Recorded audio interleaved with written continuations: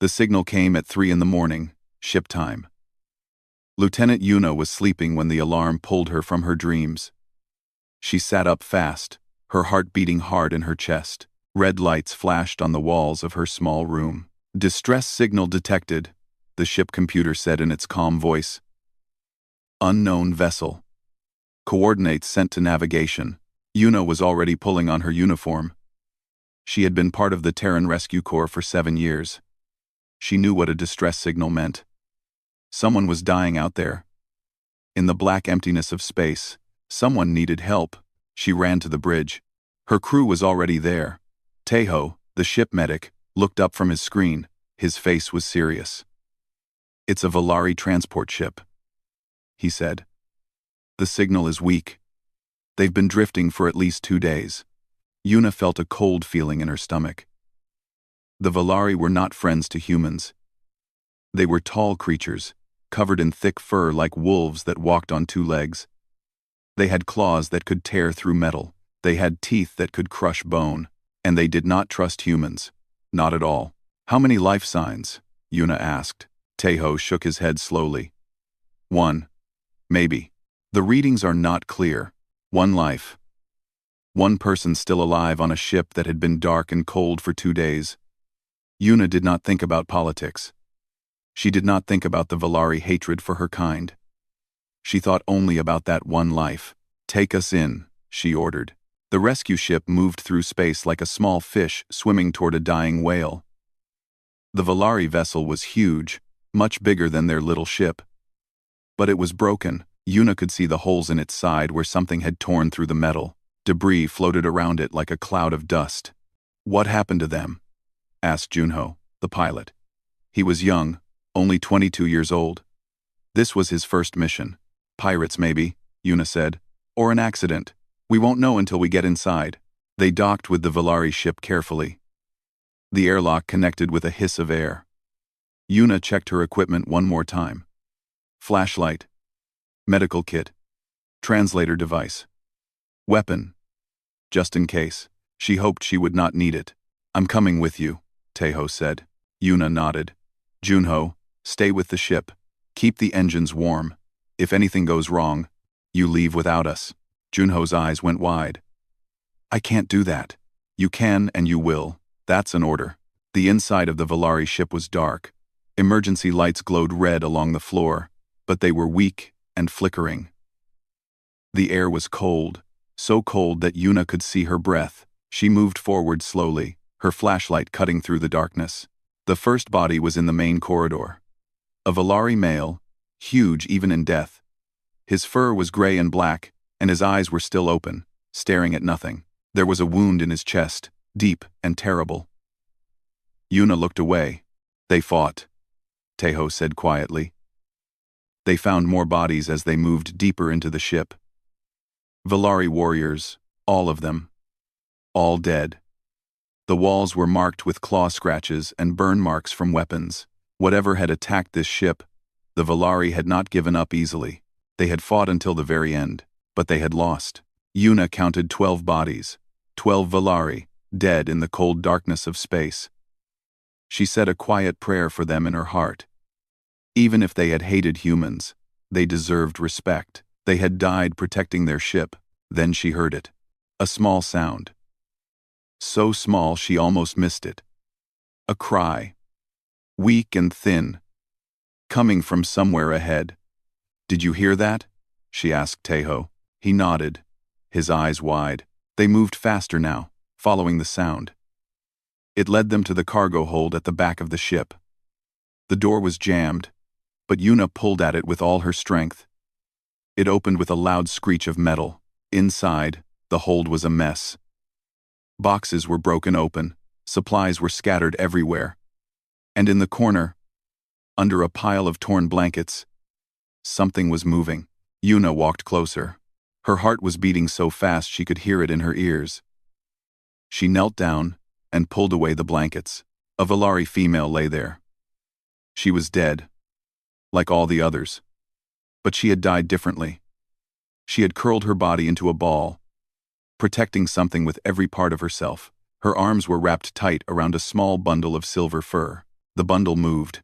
It made that small crying sound again. "Oh no," Yuna breathed. It was a cub. A baby Valari. No bigger than a human infant. Its fur was silver like moonlight. Soft and thin. Its eyes were barely open, just small slits of gold looking up at Yuna. It was so tiny. So helpless. The mother had used her last breath to keep her baby warm. She had died so her child could live just a little longer. Yuna felt tears burning in her eyes. She reached down with shaking hands and lifted the cub from its dead mother's arms. It was light. Too light. She could feel its ribs through its fur. It was starving. It was freezing.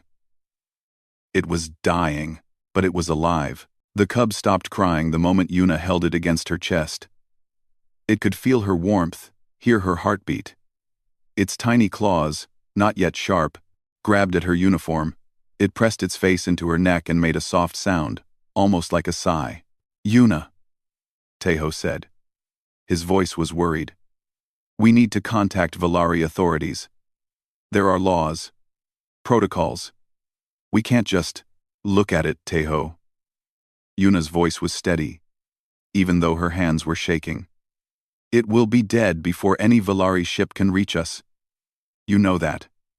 The Wanner. Also be Wanner. The Wanner be Wanner. Honor. Honor be Wanner. Honor be Wanner. Think well today. The Wanner be Wanner. Wanner be Wanner." Tejo was silent. He did know. The Valari homeworld was 3 weeks away. This cub did not have 3 weeks. It might not even have 3 days. "What do we do?" he asked. Yuna looked down at the small creature in her arms. It had stopped shivering. Its breathing was becoming slower, more regular.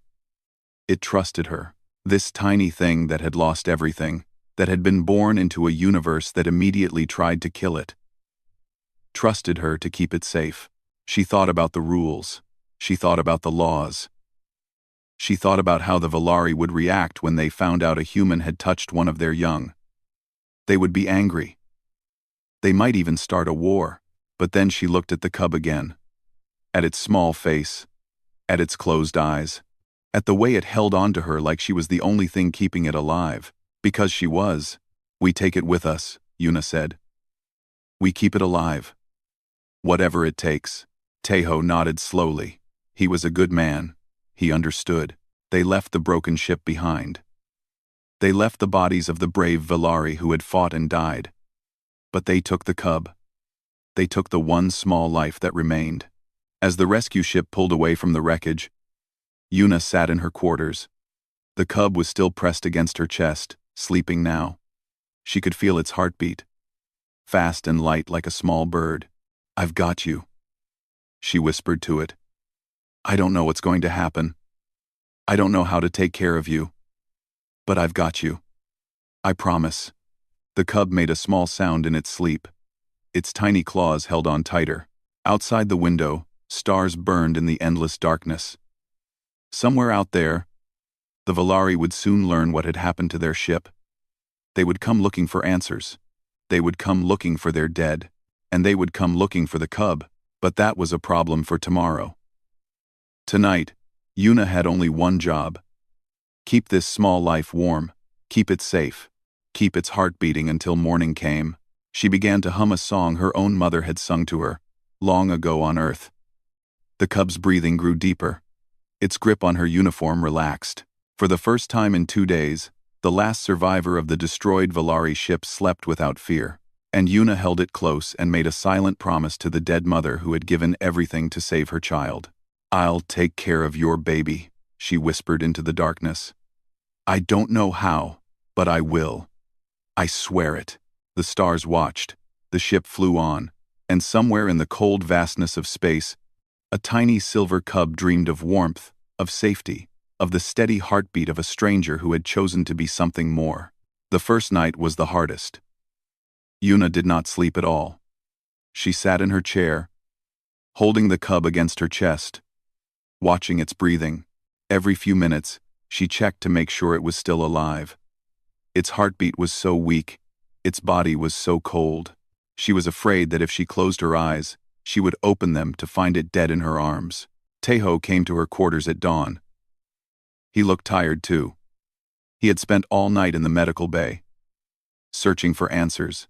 "I have good news and bad news," he said, sitting down across from her. "Tell me." "The good news is that we can keep it alive. Valari cubs need 3 things to survive: warmth, milk, and physical contact. Constant physical contact. They die if they are alone for too long." Yuna nodded. She had already figured out that part. Every time she tried to put the cub down, even for a moment, it started to cry. Not loud crying, but soft, sad sounds that broke her heart. "The bad news," Tejo continued, "is that Valari milk is very special. Their bodies make proteins that human food doesn't have. Without those proteins, the cub will get sick. Its bones will become weak. Its brain won't grow properly. Can we make it, the milk?" Tejo rubbed his face with his hands. He looked older than his 30 years. "Maybe. I've been reading everything I can find about Valari biology. Humans are the only species in the galaxy that can come close to matching their needs. Our body temperature is almost the same. Our milk proteins are similar. Not perfect, but similar. So what do we do? I can make a formula. I can modify human milk proteins to be closer to what the cub needs. It won't be perfect, but it might be enough to keep it alive until we can get it to Valari doctors." "Valari doctors?" Hope sparked in Yuna's chest. "Do it." Tejo stood up, then stopped at the door. "Yuna, you need to understand something. What we're doing, it's never been done before. A human raising a Valari cub. The Valari will see this as an insult. They'll call it theft. They'll call it pollution of their bloodline. I know. They might kill you for this." Yuna looked down at the cub sleeping in her arms. Its fur was so soft. Its small face was peaceful. "Then they'll have to be angry," she said. "I'm not letting it die." The days that followed were a blur of exhaustion and fear. Tejo worked around the clock to create the special formula. Yuna held the cub every moment, never putting it down. She learned to eat with one hand. She learned to shower in 30 seconds while Tejo held the cub just outside the door. She learned to sleep sitting up, in short bursts of 10 or 20 minutes. The crew helped however they could. Junho brought her meals. Mira, the engineer, made a special carrying wrap so Yuna could keep the cub against her chest while she worked. Everyone on the ship fell in love with the small silver creature that had come into their lives. Yuna started calling it Biol. It meant star in the old language of Korea, the country where her grandmother had been born. The cub was like a star, she thought, small and bright, fighting to shine in the darkness. The first time Yuna fed Biol the modified formula, she was terrified. What if it didn't work? What if the cub got sicker? She held the small bottle to Biol's mouth and waited. Biol sniffed the bottle. Its tiny nose twitched. For a moment, Yuna thought it would refuse. Then it opened its mouth and began to drink. "That's it," Yuna whispered, her voice shaking with relief. "That's it, little one. Drink. Get strong." Biol drank the whole bottle. Then it looked up at Yuna with its golden eyes and made a small sound. Almost like a "thank you," Yuna cried. She couldn't help it. She sat there in her quarters, holding this tiny creature, and cried like she hadn't cried since she was a child. All the fear, all the worry, all the pressure came pouring out of her in great big sobs. Biol touched her face with its small paw. Its claws were soft, not yet hard. It made that small sound again, worried now. Yuna laughed through her tears and hugged it close. "I'm okay," she told it. "I'm okay." Those are happy tears. Days turned into weeks. Weeks turned into months. Biol grew bigger and stronger with each passing day. Its silver fur became thick and soft. Its golden eyes became bright and curious. It started to move around more, exploring Yuna's quarters with careful steps, but it never went far from Yuna. Wherever she went, Biol followed. When she sat, Biol curled up in her lap. When she walked, Biol walked beside her. pressing against her leg. At night, Bile slept against her chest, its small heartbeat matching her own. The crew watched Yuna change. She lost weight from the stress and lack of sleep. Dark circles appeared under her eyes. Her hair, once neat and careful, was always messy now. But there was something else too. A light in her eyes that hadn't been there before. A softness in her face when she looked at Bile. She was becoming a mother. Yuna learned things no human had ever needed to know. She learned that Valari cubs needed to be groomed 3 times a day, and she used a special brush that Mira made from soft materials. She learned that Bile liked to chew on things when it was teething, and she gave it safe toys to bite. She learned that Valari cubs had nightmares, terrible dreams that made them howl in fear. The first time Bile had a nightmare, Yuna didn't know what was happening. The cub started shaking in its sleep. Then it opened its mouth and let out a sound that was half howl, half scream. It was the saddest, most frightening sound Yuna had ever heard. She grabbed Bile and held it tight. "I'm here," she said, over and over. "I'm here. You're safe. I've got you." But Bile kept howling. Its golden eyes were open now. But they were not seeing Yuna. They were seeing something else. Something terrible. The memory of the attack. Maybe the memory of its mother dying. Yuna didn't know what to do. So she did the only thing she could think of. She sang. It was a lullaby her mother had sung to her, an old Korean song about the moon and the stars. Yuna's voice was not beautiful. She was no singer, but she sang anyway, soft and steady, holding Bile close. The howling stopped. Bile's golden eyes focused on Yuna's face. It listened to the strange human song, to the words it couldn't understand. Slowly, its shaking stopped. Slowly, it relaxed against Yuna's chest. "That's it," Yuna whispered, still singing softly. "I'm here. The nightmare is gone. You're safe." Bile fell back asleep. But Yuna stayed awake, holding it, singing the same song over and over until dawn came. After that night, Yuna sang to Bile every day. She found recordings of old Korean lullabies and played them in her quarters. She learned new songs, humming them while she worked. Bile loved the music. It would close its eyes and sway a little, its small tail moving back and forth. Teho watched all of this with wonder. "You know," he said one day, "I don't think anyone has ever loved someone this much.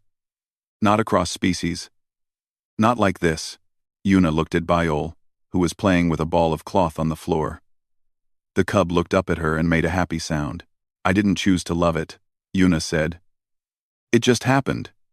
The moment I picked it up, the moment I felt its heart beating against mine, I knew. I knew I would do anything for this little one. Anything at all." 6 months passed. Bile was no longer a tiny, helpless thing. It was the size of a large dog now, strong and healthy. Its fur was beautiful, silver with streaks of white. Its eyes were bright gold, full of intelligence and curiosity. But it still slept against Yuna's chest every night. It still followed her everywhere. It still made that small, worried sound whenever she was out of sight for more than a minute. And Yuna still held it, still sang to it, still loved it with every part of her tired, worn-out, happy heart. The crew knew that the Valari would come eventually. They knew that this peaceful time could not last forever. But nobody talked about it. Nobody wanted to think about what would happen when the Valari found out that a human had raised one of their cubs. For now, they had this. A small rescue ship flying through space. A crew that had become a family. A human woman. And a Valari cub who loved each other more than anyone could explain. And a future coming toward them, fast and unstoppable, like a storm on the horizon. But that was a problem for tomorrow. Today, Yuna held Bile close and sang a song about stars. And Bile listened, its golden eyes full of trust, its small heart beating in time with the woman it had come to believe was its mother. Maybe blood didn't matter. Maybe species didn't matter. Maybe all that mattered was who stayed, who fought, who sang you back to sleep when the nightmares came. Yuna didn't know what the future held. But she knew one thing for certain. She would protect this cub with her life. No matter what came, no matter who tried to take it away, she would fight for Biol until her last breath, just like Biol's real mother had done. Some things, Yuna thought, were stronger than blood, stronger than law, stronger than the cold, empty space between stars. Love was one of them. The Valari warship appeared without warning. One moment, the stars were empty and peaceful. The next moment, a massive shape blocked out half the sky. It was called the Fang of Ancestors, and it was one of the most feared ships in the galaxy. Its weapons could destroy a planet. Its crew was made up of the finest Valari warriors. Yuna was in her quarters when the alarm sounded. Biol was sitting on the floor, playing with a toy that Mira had made. The cub looked up at the sound, its golden eyes curious. Unknown vessel approaching, the ship computer announced. Valari warship. They are demanding we stop. Yuna's heart went cold. She had known this day would come. She had prepared for it in her mind 1,000 times. But now that it was here, she felt more afraid than she had ever felt in her life. Biol walked over to her and pressed against her leg. It could feel her fear. It made a small worried sound. "It's okay," Yuna said, picking up the cub and holding it close. Biol was heavy now, almost too heavy to carry. But Yuna held it anyway. "It's going to be okay." She walked to the bridge. Her crew was already there, their faces pale with fear. Junho's hands were shaking on the controls. Tejo stood very still, his eyes fixed on the view screen. The Valari warship filled the screen. It was beautiful, in a terrible way, like a sword or a storm. Dark metal covered in symbols that Yuna couldn't read, weapons pointing at their tiny rescue ship like fingers pointing at an insect. "They're hailing us," Junho said, his voice barely a whisper. "Answer them." The screen flickered, a face appeared. It was a Valari male, huge and gray, with scars across his muzzle. His eyes were dark and cold. He wore armor, covered in medals and symbols of rank.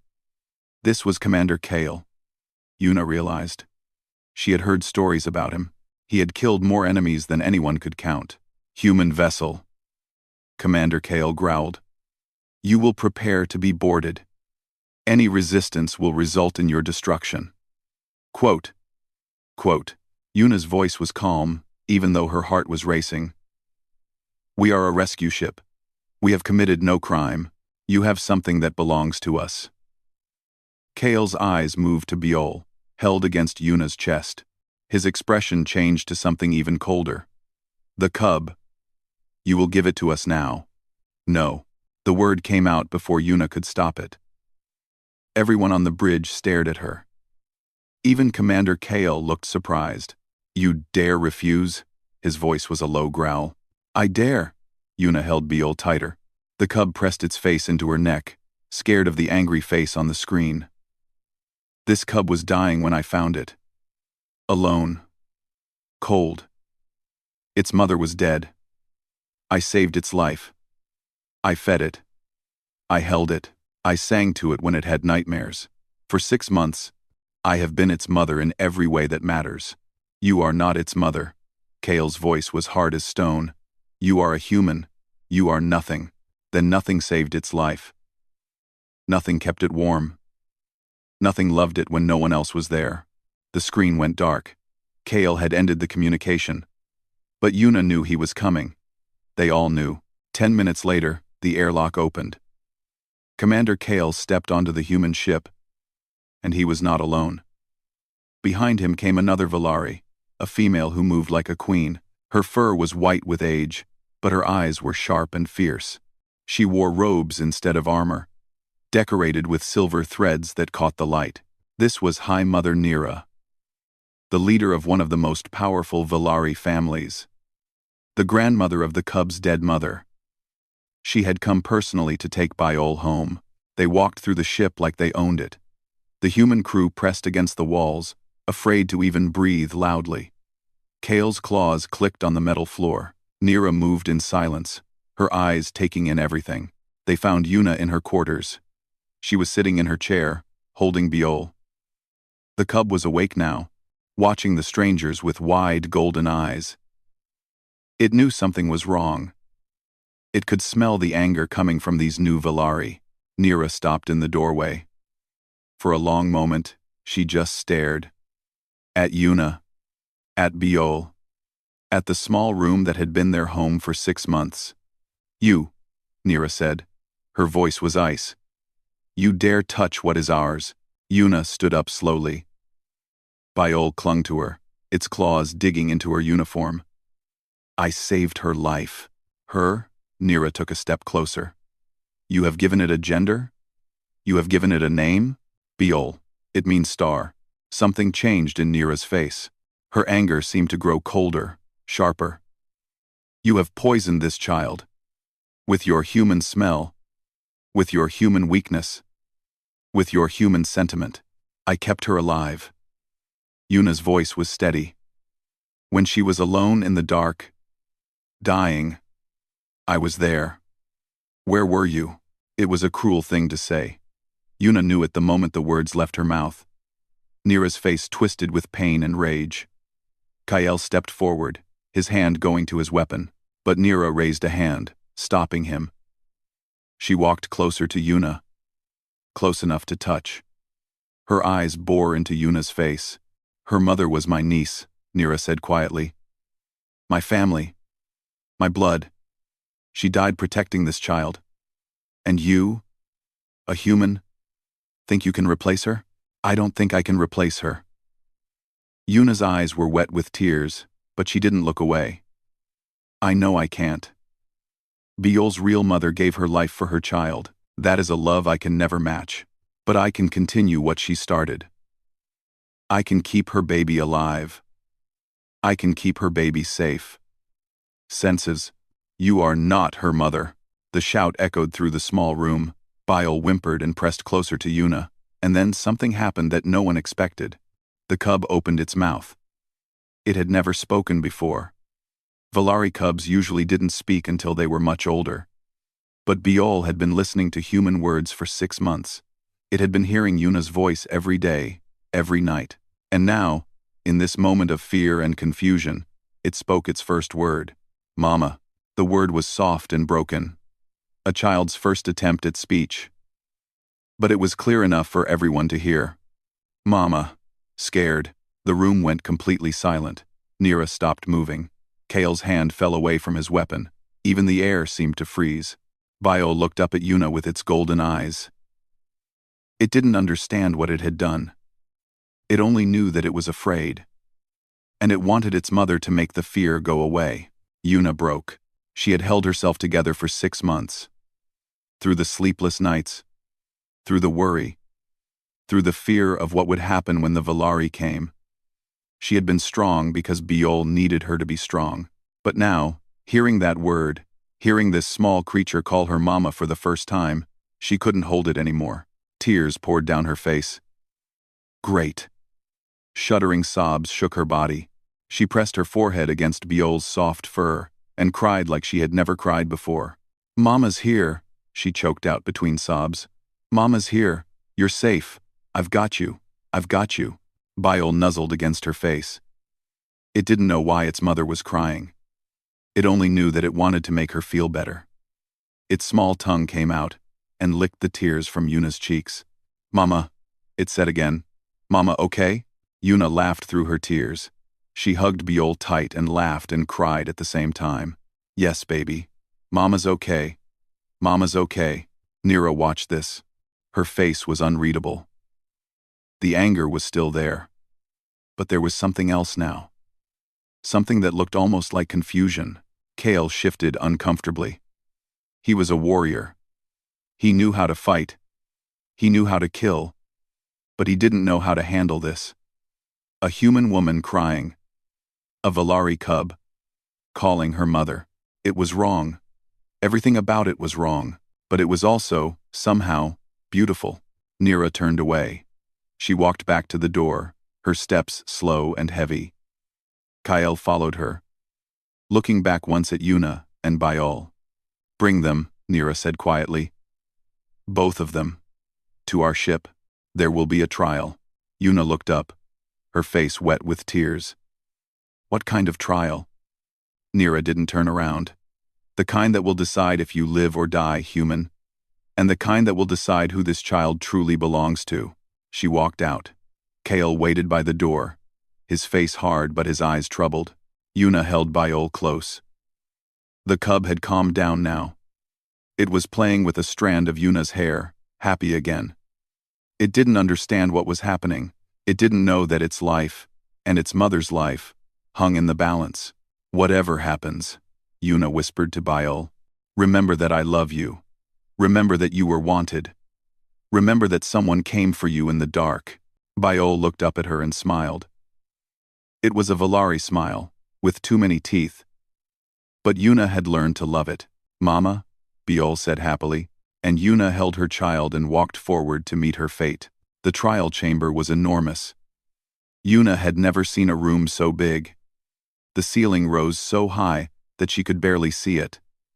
Lost in shadow and darkness, the walls were covered with carvings of Valari history, showing battles and heroes and great deeds from thousands of years past. Thousands of Valari filled the seats around the chamber. They had come from across the galaxy to watch this trial. A human who had dared to raise a Valari child. It was the greatest insult to their people that anyone could imagine. Yuna stood in the center of the room, on a small platform raised above the floor. Biol was not with her. They had taken the cub away. Despite its crying and howling, Yuna's arms felt empty without Biol's weight. Her chest felt cold without Biol's warmth. High Mother Nira sat on a raised throne at the front of the chamber. Commander Kale stood beside her, his arms crossed over his chest. Around them sat the other judges. 12 old Valari, with white fur and hard eyes. The crime is soul theft, the lead judge announced. His voice echoed through the chamber. The human known as Yuna did take and keep a Valari child. She did bond with the child against all laws and customs. She did pollute the child with human influence. The crowd made angry sounds. Growls and snarls filled the air. Yuna stood very still, her hands at her sides, her face calm. The punishment for soul theft is death. More growls. Some Valari in the crowd called out for her blood. Yuna didn't react. She had known this was coming. She had prepared herself. The accused will speak, the judge said. She may defend herself before judgment is passed. Yuna took a deep breath. She thought about Biol. About that first night, holding the tiny cub against her chest. About the sleepless nights, and the lullabies, and the nightmares she had sung away. About the first time Biol had called her mama. I am not here to apologize, Yuna said. Her voice was clear and strong. It filled the great chamber without shouting. I am not here to beg for my life. I am here to tell you the truth. The crowd went quiet. They had expected her to cry, to plead, to fall to her knees and ask for mercy. This human standing tall and speaking plainly was something they didn't understand. 6 months ago, I found a ship floating dead in space. Everyone on board was dead. Valari warriors. Every one of them. They had fought hard. They had died brave. But they had lost. Yuna's eyes moved across the crowd. She saw anger there, but also attention. They were listening. In the cargo hold, I found a mother's body. She had curled herself around her baby, keeping it warm with her last breath. She had given everything to save her child. Everything. Her voice cracked a little. She paused, gathered herself, and continued. The cub was dying. It was cold and starving, and alone. By your laws, I should have contacted Valari authorities. I should have waited, but your homeworld was 3 weeks away. That cub did not have 3 weeks. It did not have 3 days. She looked directly at High Mother Nira. I had a choice. Follow the law and let an innocent child die. Or break the law and save its life. I chose to save its life, and I would make the same choice again. The crowd stirred. Some Valari looked uncomfortable. Others looked angrier than before.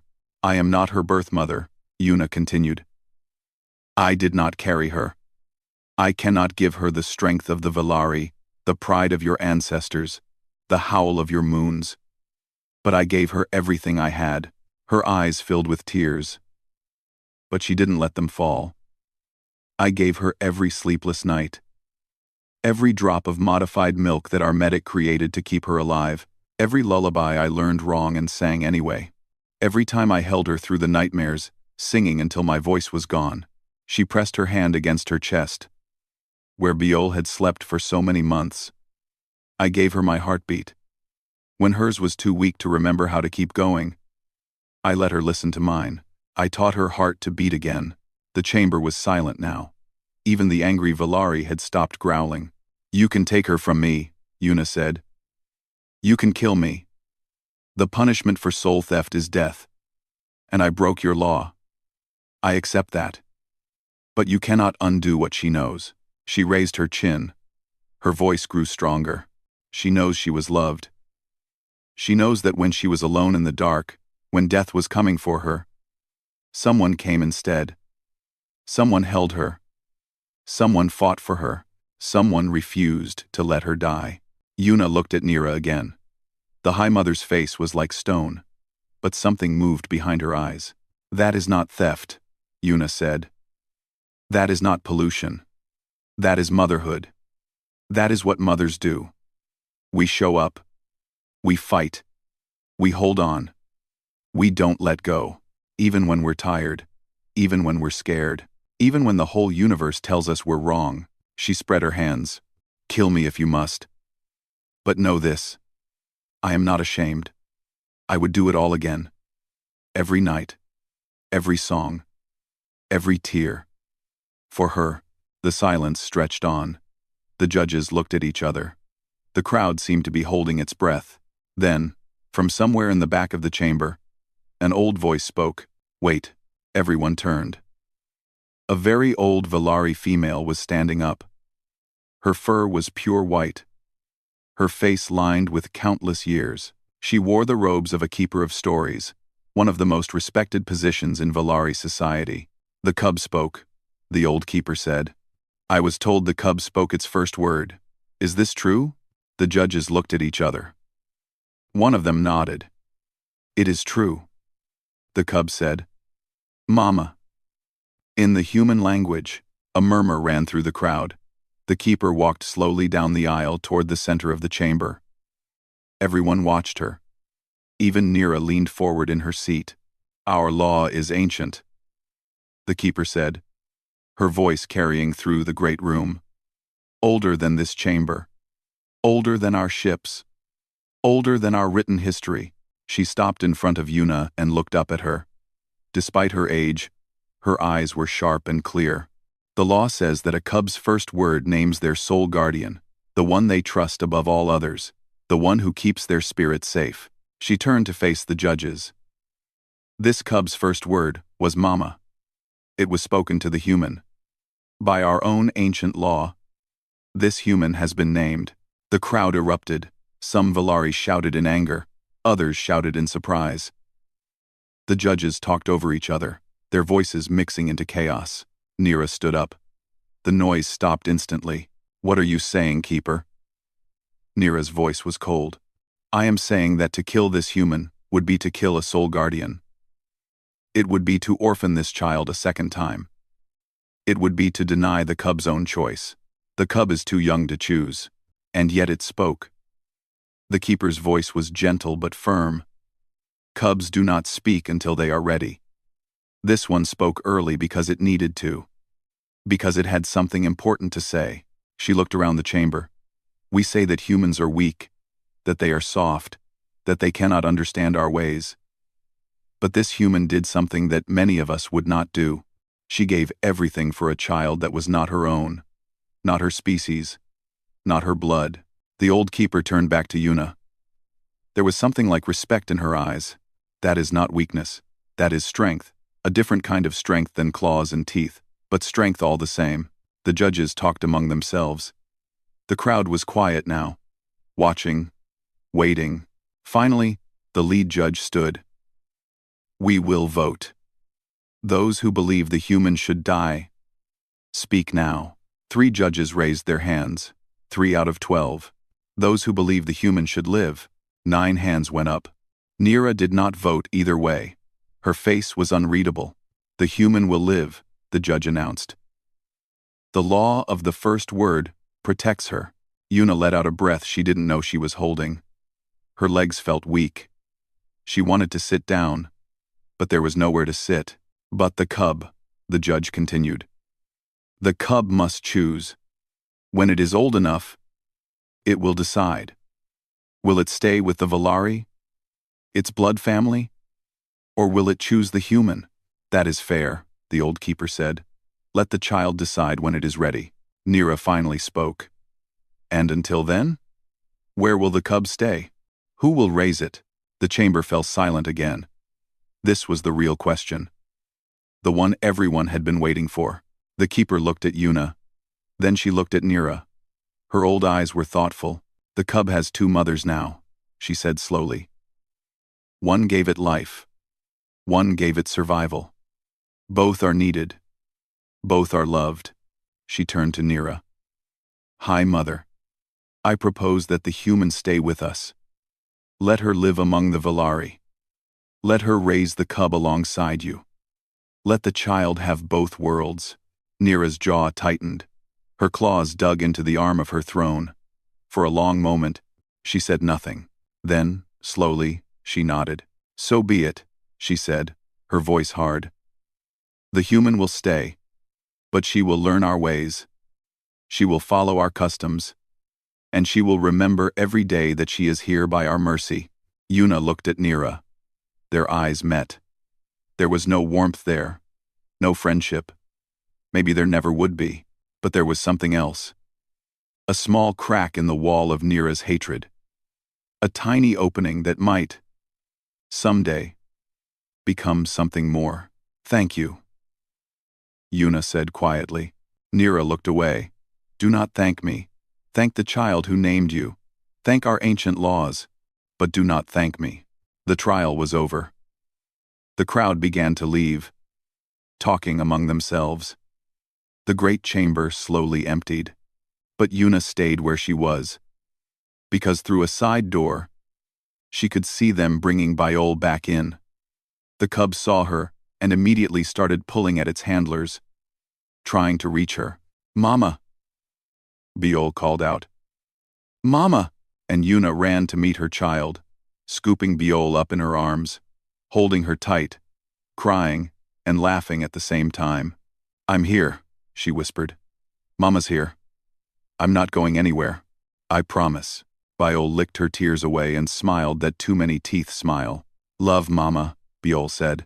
It was only her 3rd word, but it was the most important one. I love you too, baby, Yuna said. More than all the stars in the sky.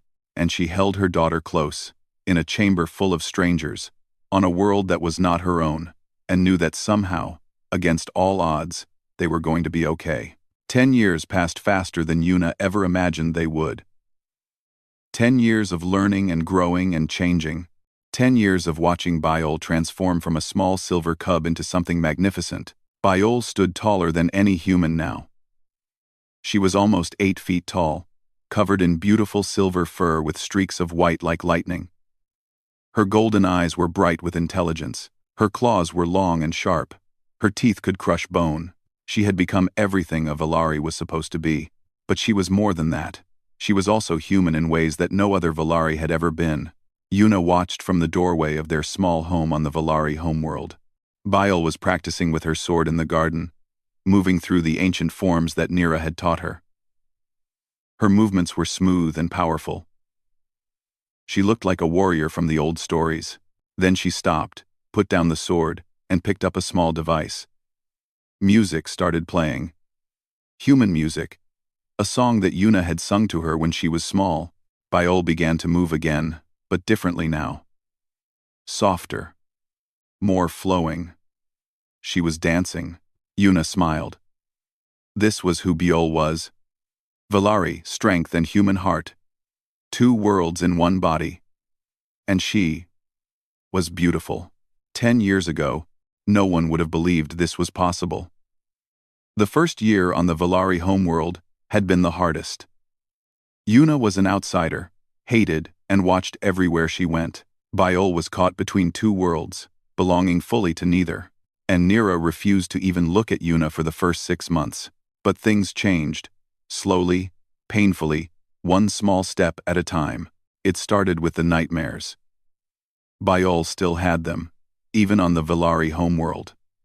One night, she woke up howling, and Nira came running. She found Yuna already there, holding Biol, singing the old lullaby in her tired voice.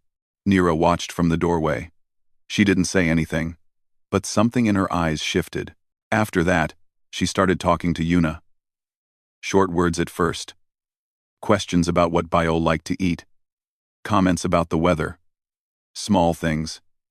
But they were something. 2 years later, Nira asked Yuna to teach her the lullaby. She responds to it.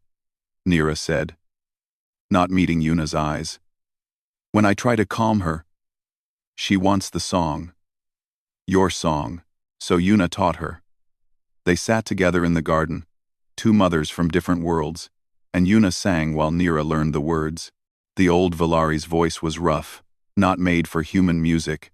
But she learned, she practiced. And eventually, when Biol had nightmares, two voices would sing to her. The years continued to pass. Biol grew and learned. She learned the Valari ways from Nira, the history and traditions, and fighting techniques of her people. She learned human ways from Yuna, the songs and stories, and the strange, soft kindness that Valari had once called weakness. She became a bridge between two worlds. The first Valari to speak fluent Korean. The first to study human art and literature. The first to argue that maybe, just maybe, the two species had more in common than they thought, and she was not alone. Other young Valari began to listen to her. Other families began to tolerate humans, then accept them, then welcome them. It was slow, like a river wearing away stone, but it was happening. On the 10th anniversary of Biol's rescue, something remarkable happened. The Valari High Council announced the creation of a new position, Ambassador to Humanity. And they asked Biol to take it. She was the youngest ambassador in Valari history. She was also the most qualified. Who else could understand both worlds so completely? Who else had been raised with a foot in each? The ceremony was held in the Great Trial Chamber, the same room where Yuna had fought for her life 10 years before. But this time, the room was full of different feelings. Hope instead of anger, pride instead of hate. Biol stood on the platform, tall and strong in her ceremonial robes. She looked out at the crowd, at the thousands of Valari who had come to witness this moment. And standing in the front row were two mothers. Nira, old now and moving slowly, but with fire still in her eyes. She had come to love Biol with all her fierce Valari heart. She had taught her granddaughter everything about strength and honor and pride, and Yuna, gray-haired and small next to the towering Valari around her. But standing straight and proud. She had given Biol something different. Softness. Compassion. The knowledge that love didn't need a reason. Biol began to speak. I stand here today because of two mothers, she said. Her voice filled the chamber, strong and clear. One gave me my blood, my claws, my howl, my ancestors.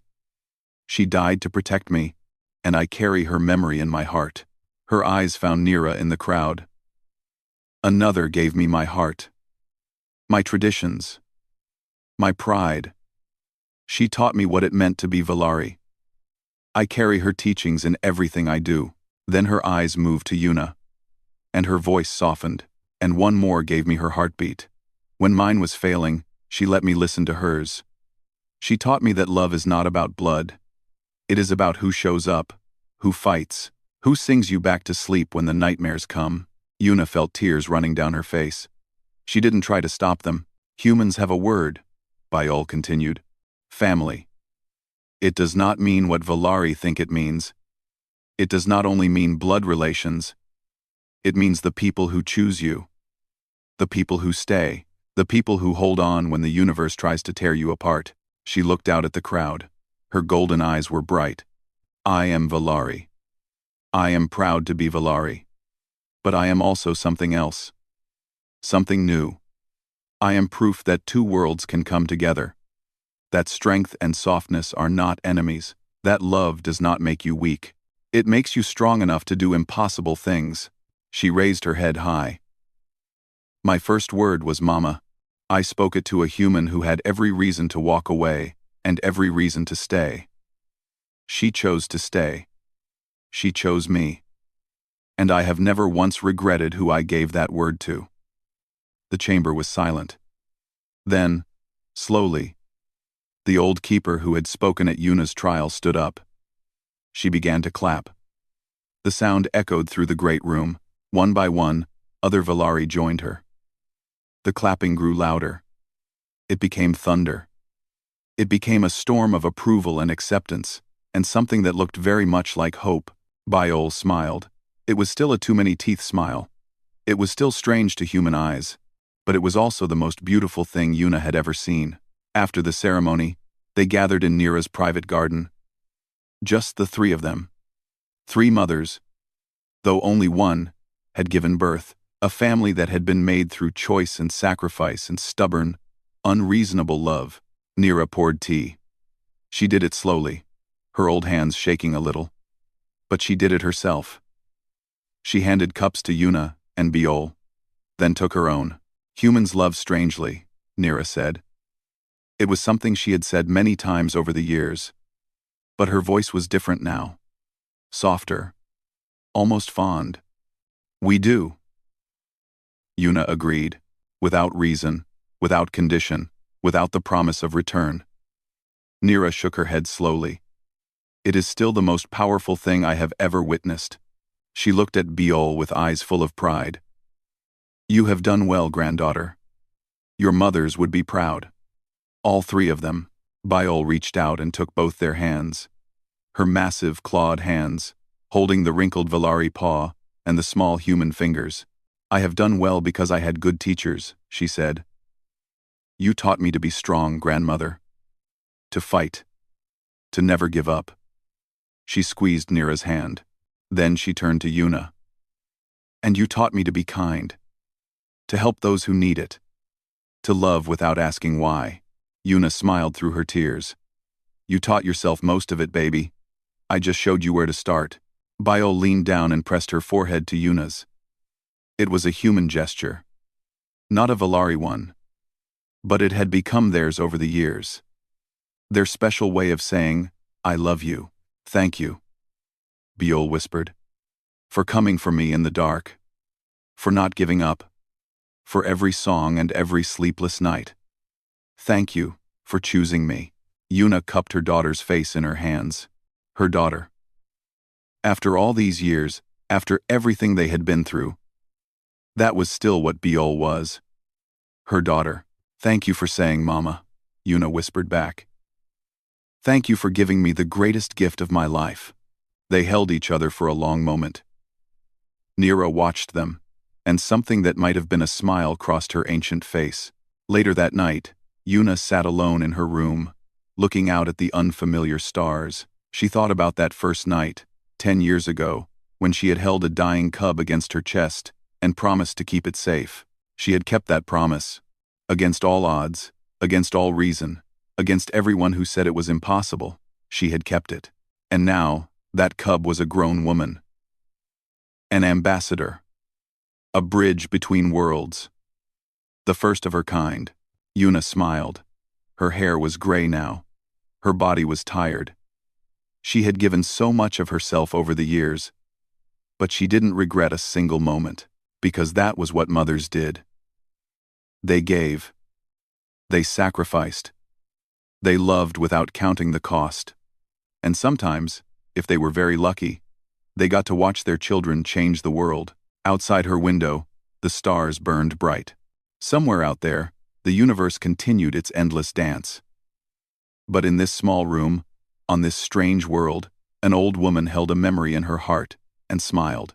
A memory of a tiny cub, a desperate choice, a word spoken in the dark. Mama. Some words changed everything. Some choices defined a life. Some love was so strong that it bent the universe around it, creating new possibilities where none had existed before. Yuna closed her eyes and let the peace wash over her.